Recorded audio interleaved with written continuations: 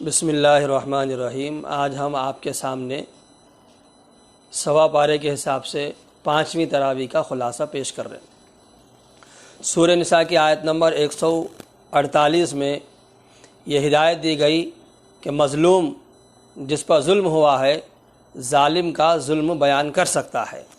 بری بات کا بیان کرنا اور پھیلانا اللہ تعالیٰ کو بہت ہی ناپسند ہے۔ ہاں اگر کسی پر کوئی ظلم ہوا ہو اور وہ اپنی مظلومیت ظاہر کرنے کے لیے ظالم کا ظلم اور زیادتی بیان کرے تو یہ جائز ہے۔ سورہ نساء کی آیت نمبر 150 تا 152 سے یہ سبق ملا کہ تمام رسولوں پر ایمان لانا ضروری ہے۔ جو لوگ بعض رسولوں کو مانتے ہیں اور بعض کا انکار کرتے ہیں وہ بلا شبہ کافر ہیں۔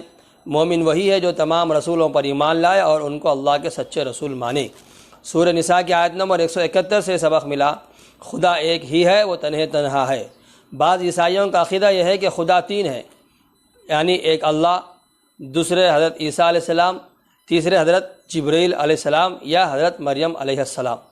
اللہ تعالیٰ نے ان کے اس عقیدے کا رد کرتے ہوئے فرمایا کہ خدا ایک ہی ہے، وہ تنہا، اس کا کوئی اولاد نہیں، زمین و آسمان کی ساری چیزوں کا وہی اکیلا مالک ہے۔ سورہ مائدہ کی آیت نمبر 2 میں یہ ہدایت دی گئی ظلم اور گناہ کے کاموں میں مدد مت کرو، آپس میں نیکی اور تقوی کے کاموں میں ایک دوسرے کی مدد کرو۔ ظلم اور گناہ کے کاموں میں ایک دوسرے کی مدد مت کرو، اس لیے کہ ظلم اور گناہ کے کاموں میں مدد کرنا خود ظلم کرنے کے برابر ہے۔ سورہ مائدہ کی آیت نمبر 12 سے یہ پیغام ملا اچھے اعمال پر ایمان والوں کے لیے جنت ہے۔ اللہ تعالیٰ نے چند اہم اعمال کا تذکرہ فرمایا اور ان کے ادا کرنے پر ایمان والوں سے جنت کا وعدہ فرمایا ہے۔ پہلا، وہ تمام آداب و شرائط کے ساتھ نماز کی پابندی کرتے ہیں۔ دوسرا عمل، اپنے مالوں کی پوری زکوٰۃ ادا کرتے ہیں۔ تیسرا عمل، تمام رسولوں پر ایمان رکھتے ہیں۔ چوتھا عمل، مخالفوں کے مقابلے میں رسولوں کی مدد کرتے ہیں۔ پانچواں عمل، اخلاص کے ساتھ اللہ کی راہ میں خرچ کرتے ہیں۔ اللہ تعالیٰ ان اعمال کے بدلے بندوں کے گناہوں کو معاف کر کے ہمیشہ کے لیے جنت میں داخل فرمائیں گے۔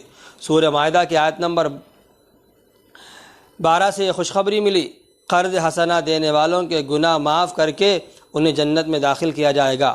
جو بندہ اللہ کی رضا کے لیے مال خرچ کرتا ہے، ضرورت مندوں کو قرض دے کر تقاضا نہیں کرتا، انہیں حقیر و ذلیل نہیں سمجھتا ہے اور احسان جتا کر اپنا اجر ضائع نہیں کرتا ہے اور نہ کسی قسم کے بدلے کی امید رکھتا ہے تو اس طرح کا معاملہ کرنے کو قرض حسنہ کہتے ہیں۔ اللہ تعالیٰ قیامت کے دن ایسے بندے کے گناہوں کو معاف کر کے جنت میں داخل فرمائے گا۔ سورہ مائدہ کی آیت نمبر 32 سے یہ سبق ملا جس شخص نے کسی کو بغیر کسی جرم یا گناہ کے ناحق قتل کر ڈالا تو گویا اس نے سارے انسانوں کو قتل کر ڈالا۔ اس جرم کی وجہ سے اسے دوزخ میں تمام انسانوں کے قتل کے برابر سزا دی جائے گی۔ اور جس شخص نے کسی انسان کو ناحق قتل ہونے، ڈوبنے، جلنے اور دیوار کے نیچے دبنے سے بچایا تو اس کو سب انسانوں کے بچانے کے برابر ثواب ملے گا۔ سورہ مائدہ کی آیت نمبر 38 اور 39 میں یہ حکم دیا گیا کہ چوری کے بدلے چور کے ہاتھ گٹے تک کاٹ دو۔ اگر کسی مرد یا عورت نے چوری کی اور اس کا جرم ثابت ہو جائے تو سزا کے طور پر اس کے ہاتھ گٹے تک کاٹا جائے گا تاکہ اس سزا کے بعد وہ گناہ سے رک جائے اور دوسروں کے لیے بھی عبرت حاصل کرنے کا موقع ملے۔ اور جو شخص سزا پا لینے کے بعد اپنی اصلاح کر لے اور گناہ سے توبہ کر لے تو اللہ تعالیٰ اس کی توبہ قبول فرمائے گا۔ سورہ مائدہ کی آیت نمبر 41 میں ہم کو یہ نصیحت کی گئی کہ عمل کی نیت سے مسئلہ پوچھنا چاہیے۔ اس بات پر تنبیہ کی گئی ہے کہ کسی عالم دین سے فتویٰ یا مسئلہ دریافت کرنے والے کے لیے ضروری ہے کہ اس کی نیت خدا اور اس کے رسول کے حکموں کو معلوم کر کے اس پر عمل کرنے کی ہو۔ محض مفتیوں اور علماء کی رائے معلوم کر کے اپنی خواہش کے موافق حکم تلاش کرنا نہ ہو۔ ایسا کرنے والوں کے لیے اللہ تعالیٰ نے دنیا میں رسوائی اور آخرت میں بڑے عذاب کی وعید سنائی ہے۔ سورہ مائدہ کی آیت نمبر 54 میں یہ بتایا گیا کہ اللہ اپنے دین کی حفاظت کے لیے کسی کا محتاج نہیں ہے۔ اللہ تعالیٰ نے ایمان والوں سے فرمایا کہ یہ مت سمجھنا کہ اسلام دنیا میں باقی رہنے کے لیے تمہارا محتاج ہے، بلکہ حقیقت یہ ہے کہ اچھی زندگی بسر کرنے کے لیے تم اسلام کے محتاج ہو۔ اگر تم میں سے کوئی اسلام کو چھوڑ کر مرتد ہو جائے گا تو اللہ کے دین کا کچھ بھی نہیں بگڑے گا، بلکہ اللہ اپنے دین کی خدمت و حفاظت کے لیے ایسی جماعت کو کھڑا کرے گا جن سے اللہ محبت کرے گا اور وہ اللہ سے محبت کرتے ہوں گے۔ اللہ پر ایمان رکھنے والوں کے لیے نرم دل اور ایمان نہ رکھنے والوں کے مقابلے میں سخت دل ہوں گے۔ اللہ کے دین کی جد و جہد کرنے والے ہوں گے اور دین کے معاملے میں کسی ملامت کرنے والے کی ملامت کی پرواہ نہیں کریں گے۔ سورہ مائدہ کی آیت نمبر 57 کے ذریعے ہدایت ملی، کسی بھی صاحب ایمان اور غیرت مند بندے کے لیے ایسے لوگوں سے دلی دوستی کرنا جائز اور درست نہیں ہے جو لوگ دین اسلام پر لعن طعن اور نکتہ چینی کرتے ہوں اور اسلامی شعائر کا مذاق اڑاتے ہوں۔ اس کے باوجود اسلام اپنی حسن و کمال کی وجہ سے ان کے ساتھ ہمدردی، خیرخواہی اور لین دین اور کاروباری معاملات میں بھی عدل و انصاف کی تعلیم دیتا ہے۔ سورہ مائدہ کی آیت نمبر 70 سے سبق ملا، یہودی علماء اور ان کے بااثر لوگوں کا یہ مزاج بن گیا تھا کہ جب ان کی پسند و خواہش کے خلاف کوئی نبی اللہ کا حکم لے کر آتا تو وہ اس نبی ہی کو جھٹلا دیا کرتے تھے اور کبھی کبھی اس نبی ہی کو قتل کر ڈالتے تھے۔ چنانچہ مسلمانوں کو اس خطرناک غلطی سے بچنے کا حکم دے کر فرمایا کہ اللہ اور اس کے رسول کے ہر حکم کو بخوشی قبول کرو، چاہے وہ تمہاری مرضی کے موافق ہو یا مخالف۔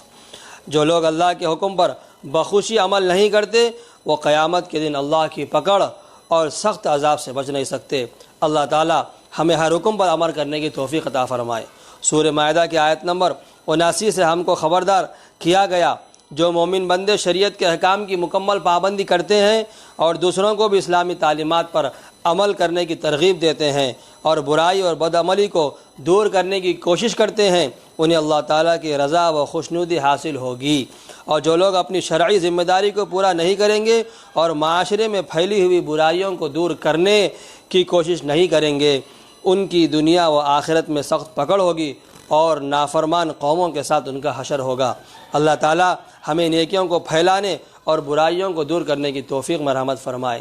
سورہ مائدہ کی آیت نمبر 87-88 میں اللہ تعالیٰ نے فرمایا، پہلی امتوں کو لمبی عمروں اور کثرت عبادات کو سن کر بعض صحابہ نے ارادہ کیا کہ وہ ہمیشہ روزہ رکھیں گے، افطار نہیں کریں گے، پوری رات عبادت کریں گے، ذرا بھی نہیں سوئیں گے،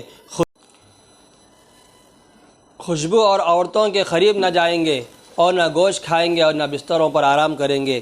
اللہ تعالیٰ نے ایسا کرنے سے روکا اور فرمایا کہ جن چیزوں کو اللہ نے تمہارے لیے حلال کیا ہے تم قسم کھا کر ان کو اپنے اوپر حرام مت کرو۔ اصل تو یہ ہے کہ آدمی روزہ بھی رکھے اور افطار بھی کرے، رات میں عبادت بھی کرے، بیوی بچوں کے ساتھ خوش طبعی بھی ہو، مگر عبادت میں خلل واقع نہ ہو۔ سورہ مائدہ کی آیت نمبر 89 میں اللہ تعالیٰ نے فرمایا، اگر کوئی شخص کسی کام کے لیے کرنے یا نہ کرنے کی قسم کھا لے تو اس کے لیے قسم کا پورا کرنا لازم ہے، بشرطے کہ وہ قسم جائز ہو، اور اگر کسی وجہ سے قسم پوری نہیں کر سکا تو کفارہ ادا کرنا ضروری ہے، جس کی شکل یہ ہے کہ اپنی حیثیت کے اعتبار سے 10 مسکینوں کو کھانا کھلائے یا انہیں ایک ایک جوڑا کپڑا پہنائے یا ایک غلام آزاد کرے، اور جس شخص کو ان تینوں باتوں کی طاقت نہ ہو تو اس کے لیے لگاتار 3 دن کے روزے رکھنا ضروری ہے۔ سورہ مائدہ کی آیت نمبر 90 اور 91 سے یہ اہم پیغام ملا، اللہ تعالیٰ نے شراب، جوا اور بت پرستی کو حرام قرار دیا ہے، اس لیے کہ اس میں دینی و دنیاوی اور جسمانی اور روحانی ہر طرح کے نقصانات ہیں۔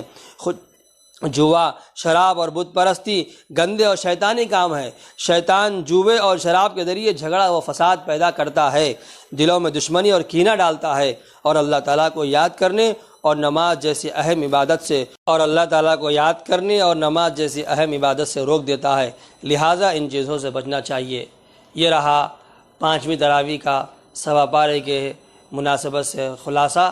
اللہ تعالیٰ سے دعا ہے اللہ تعالیٰ ہم تمام کو اس مبارک مہینے میں رمضان میں قرآن کی کثرت سے تلاوت کرنے اور اس کے حقوق ادا کرنے، لوگوں تک اس کو پہنچانے اور مضبوطی کے ساتھ دل و جان سے عمل کرنے کی توفیق نصیب فرمائے۔ آمین۔ وآخر دعوانا